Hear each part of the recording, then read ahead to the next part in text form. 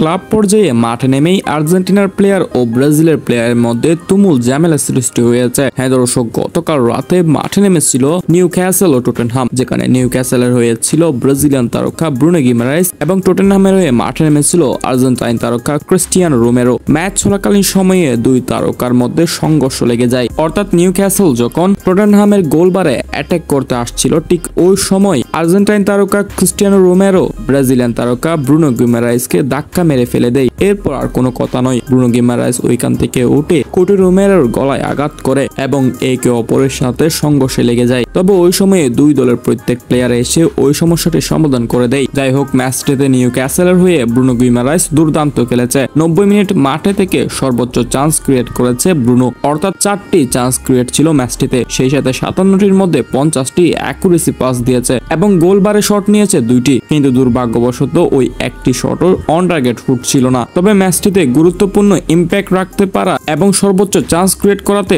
7.6 rating পেয়েছেন Bruno Guimarães. এবং একই ম্যাচে নিউক্যাসল হয়ে মাঠে নেমেছিল আরেক ব্রাজিলিয়ান তারকা জুলিনটন। তিনি অনেকদিন ইনজুরিতে ছিলেন, এবার ইনজুরি কাটিয়ে মাঠে নেমেছেন। তবে এই ম্যাচটিতে তেমন একটু উজ্জ্বল ফর্মে আসতে পারেননি। আশা করি তিনি আগামী ম্যাচেও ব্যাক করবেন। ম্যাচটিতে দুঃখজনক বিষয়টা ছিল হুং-মিন সনের বিদায়। হ্যাঁ দর্শক, এশিয়ান এই ফুটবলার 10 বছর পর টটেনহামকে ছাড়ছেন, যার জন্য দুই দলের প্লেয়াররা তাকে সুন্দর এক বিদায় জানিয়েছে।